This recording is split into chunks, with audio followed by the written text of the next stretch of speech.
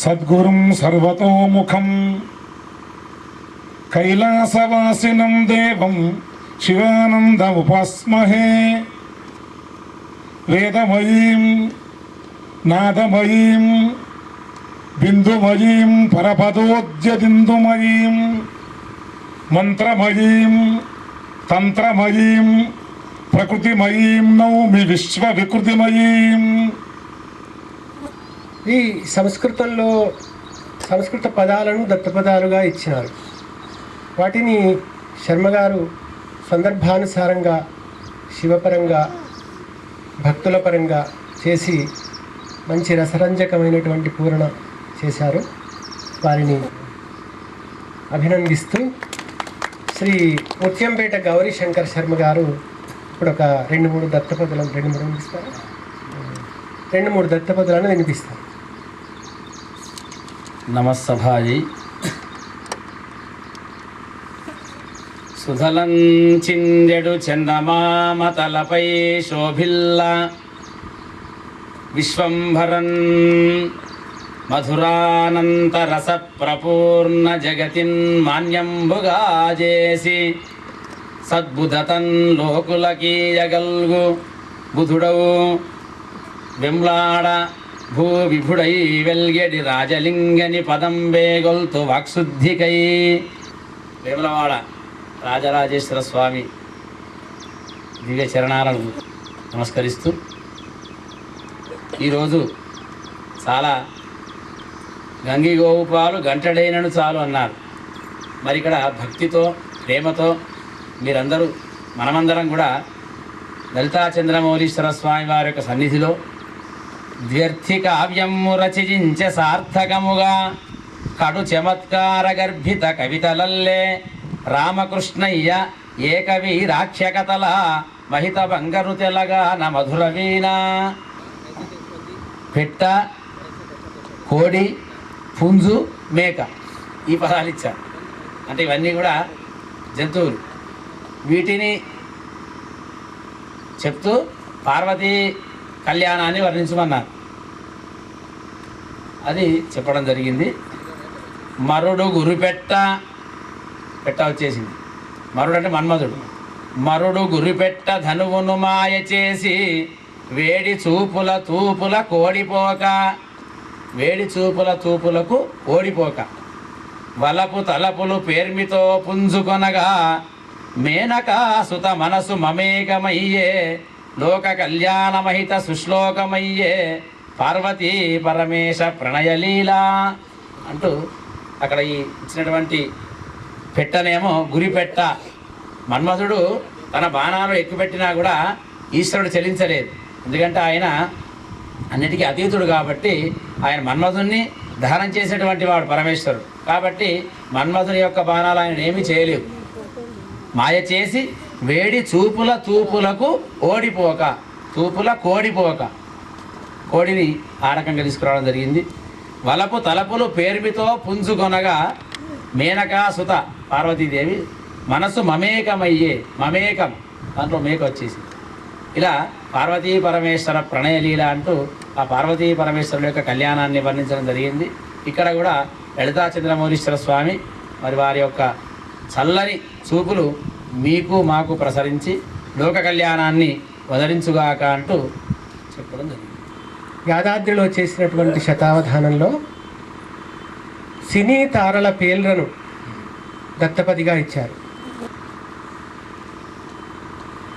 ఏమంటే సమంత, తమన్నా, శ్రియ, త్రిష. అయితే మరి సమంతను వర్ణించమనలేదు, తమన్నను వర్ణించమనలేదు, త్రిషను వర్ణించమనలేదు. ఈ పదాలు ఇస్తూ సీతాదేవిని వర్ణించమన్నారు ఆయన. శ్రీ సుభాసమంత చిలికెడు సీతమ్మ, శ్రీ సుభాసమంత చిలికెడు సీతమ్మ, శాంతమన్న శాంతమన్న రూపు సంతరించే. శ్రీ సుభాసమంత చిలికెడు సీతమ్మ, శాంతమన్న రూపు సంతరించే.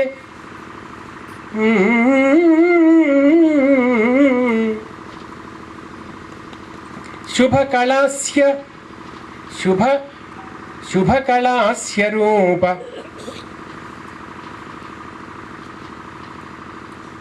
శుభకళాస్య తిలక సుశ్రియాం మూలక శుభకళాస్య తిలక సుశ్రియాం మూలక శ్రియ అనేది వచ్చింది. ఇక్కడ శ్రియ అనేది పదం చాలా గొప్ప పదం. అది అయితే కొన్ని సినీ తారల పేర్లకు అర్థం ఉండకపోవచ్చు, కానీ ఈ శ్రియ అనే దానికి చాలా గొప్ప అర్థం ఉంది.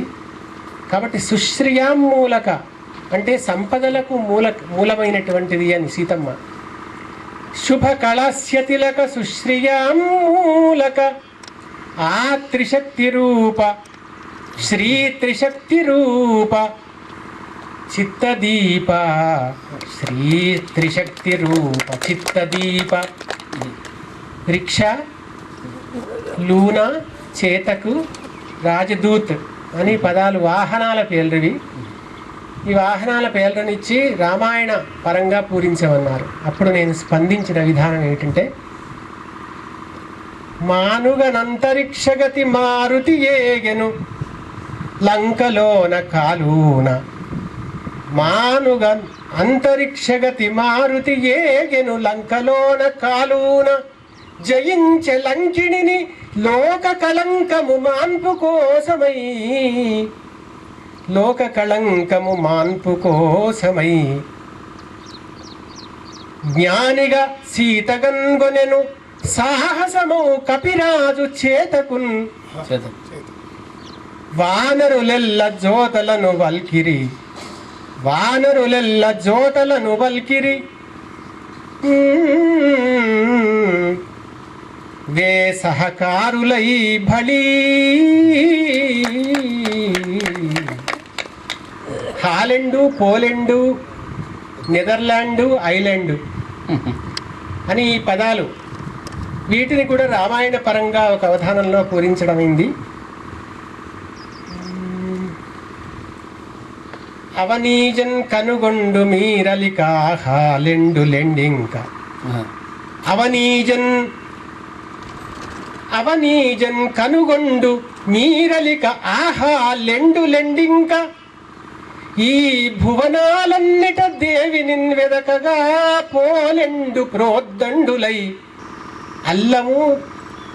అల్లము, బెల్లము, ఉల్లము, తెల్లము అనే పదాలతో అల్లముఖంబు విచ్చుకొను నంబుజమౌచు. ఈ అవధానం వల్ల ఏమవుతుంది అంటే, మనం ఏ ఫేషియల్ ఎక్సర్సైజ్ అక్కర్లేదు. మొట్టమొదట పద్యం బాగా పాడినట్టయితే ముఖం విచ్చుకుంటుంది.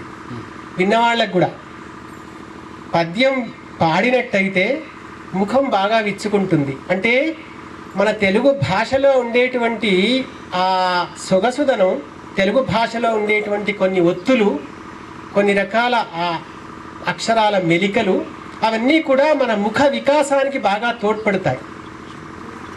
అందువల్ల మీరు ఏ యోగా సెంటర్కి అక్కర్లేదు, ఏ జిమ్కు వెళ్ళాల్సిన పని లేదు. తెలుగు భాష బాగా పఠించినట్టయితే, తెలుగు భాష మీద అవగాహన పెంచుకున్నట్టయితే, తెలుగు భాష పలికినట్లయితే.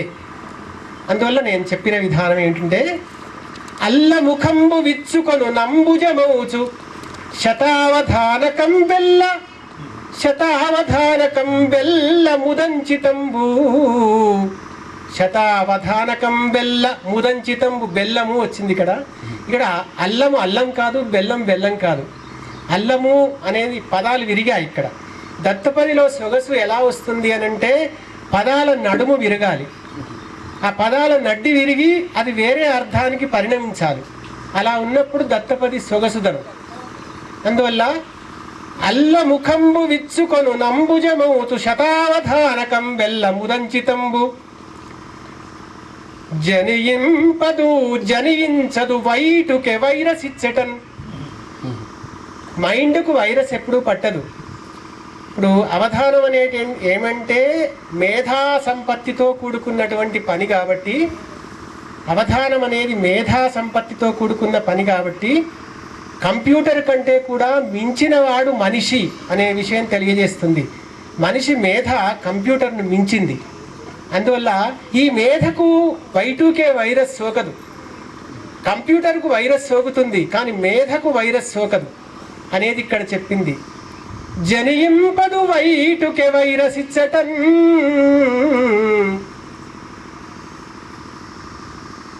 ఉల్లములేని కంప్యూటరులూరకే మానిసి చేతి బొమ్మలవు. అవేంటి? మనిషి చాలనం చేస్తే, మనిషి మౌస్ కదిలిస్తే అది కదులుతుంది. మనిషి చేతిలో కంప్యూటర్ కాబట్టి కంప్యూటర్ ఒక puppet. It is a puppet in the hands of human being. అది కంప్యూటర్స్. అందువల్ల ఉల్లము లేని, వాటికి ఉల్లం ఉందా, స్వాంతం ఏదైనా మనస్సు ఉందా అంటే లేదు. ఉల్లము లేని కంప్యూటరులూరకే మానిసి చేతి బొమ్మలవు. తెల్లము చేయు ధారణకు దీపికయౌ అవధాన వేదియే